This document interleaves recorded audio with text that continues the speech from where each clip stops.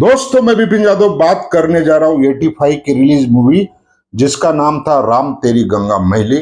और उसका पूरा विश्लेषण, पूरी सारी चीज मैं देना चाहता हूँ। इसलिए देना चाहता हूँ, विशेष फरमाइश हमारे प्रभाकर जो धुलिया में रहते हैं, और जब भी मैं धुलिया जाता हूँ तो उनकी ऑटो यूज करता हूँ, बहुत कुछ यूज करता हूँ।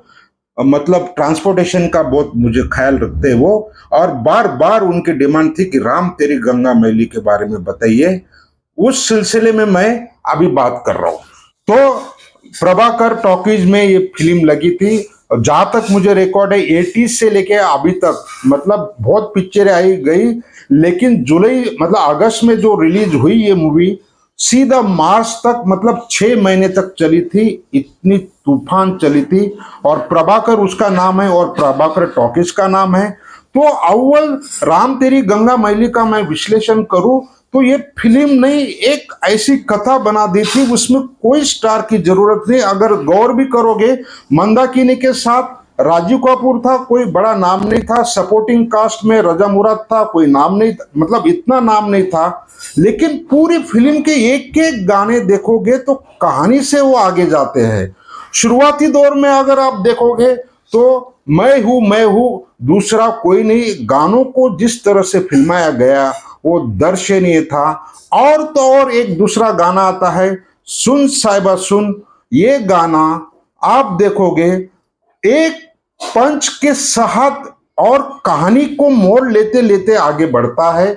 और कोई हसीना कदम पहले बढ़ाती नहीं, मजबूरी हो दिल पास आता नहीं। तो कहानी का एक गाने का अंतरा भी इतना कनेक्ट करता है दिल से। तो एक एक गाने ऐसे थे कि दर्शनीय उन्होंने फिल्माया था राज कपूर ने। और डायलॉग, सटीक डायलॉग का भी मिश्रण किया। और स्क्रीन प्ले तो कहना क्या, उसमें स्क्रीन प्ले ऐसा जाता है। आज भी अगर आप कई जगह पे खड़े हो, राम तेरी गंगा मैली का अगर गाना सुनोगे तो आप भाविक हो जाओगे। तो ऐसे गाने मोल तोल होते हैं, वो 1000 साल चलेंगे।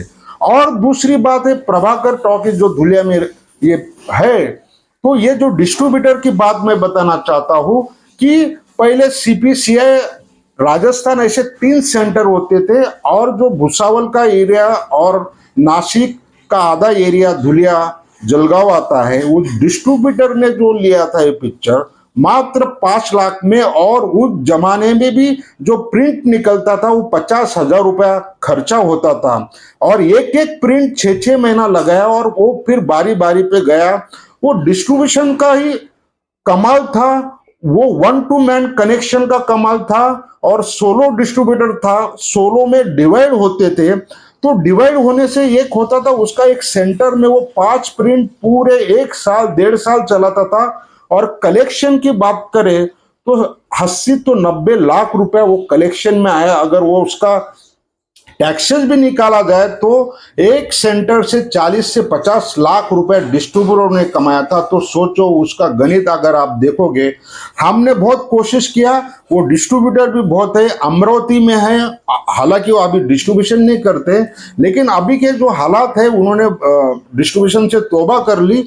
लेकिन उन्होंने कहा कि बहुत हमको उस जमाने में राम तेरी गंगा मैली और जितने जितने पिक्चरें राज कपूर की थी, तो ये विश्लेषण किसी को मिलेगा नहीं। और कहानी के भी बारे में तो सबको पता है, लेकिन जो अंदर का इनसाइड स्टोरी थी, डिस्ट्रीब्यूशन नेटवर्क की स्टोरी थी, वो मैं बताने की कोशिश कर रहा हूं। और इसके साथ म्यूजिक जो था वो रविंद्र जैन ने दिया था। और रविंद्र जैन का भी इतना नाम नहीं था, नाम था लेकिन इतना भयंकर नाम नहीं था। और गाने तो वो ऐसे, एक राधा एक मेरा, तो वो गाना भी देख लो कि एक स्टोरी के साथ वो आगे बढ़ता है और फिर आगे कहानी जाती है। तो ये फिल्म मेकिंग का कमाल है। और फिल्म मेकिंग ऐसा जॉब है कि वो टेम्पोररी बेसिस पे नहीं किया जाता, उसका एक विश्लेषण होता है, उसका एक सर्च होता है, उसके ऊपर फिल्म बनती है, फिर कास्टिंग होती है, म्यूजिक बनता है, बैकग्राउंड। तो ये सारी प्रोसेस जब सही करोगे तो फिल्म का अंजाम तक पहुंचती है और वो क्लासिकल फिल्म का दर्जा होता है, या तो आज के जमाने में 100 करोड़। अभी जो फिल्में बन रही है वो ज्यादातर 100 करोड़ कैसी जाएगी, 500 करोड़ कैसी जाएगी, इस चक्कर में ज्यादा रहते हैं। उसमें बनाने वाले 50 और चलती है 1 या 2। तो राम तेरी गंगा मैली का करेक्शन जो मैं बता रहा हूं वो बहुत भाविक थे, गाने भी थे, सारी चीज थी। और प्रभाकर एकमात्र थिएटर था धुलिया के अंदर जो 6 महीना लगातार कोई फिल्म नहीं चली। आप सोचो उस जमाने में 6 महीना लगातार, और मार्च के बाद ये फिल्म उतरी। और जब लास्ट डे था, मुझे याद है हमारा एग्जाम चल रहा था 10th का, वो लास्ट डे में भी थिएटर के ऑनर से हमने अभी संपर्क किया। वो तो नहीं है, लेकिन जो संपर्क हुआ उन्होंने बोला लास्ट डे भी पूरा फुल था, मजबूरी में दूसरी पिक्चर आई थी, डिस्ट्रीब्यूटर का फोर्स था, तो हमको ये निकालना पड़ा ये पिक्चर। प्रभाकर की यादें, प्रभाकर की बातें, और प्रभाकर के साथ साथ राम तेरी गंगा मैली की भी बातें मैंने बताई। ये विशेष विश्लेषण कैसा लगा? लाइक शेयर नहीं बनेगा तो बात नहीं बनेगी।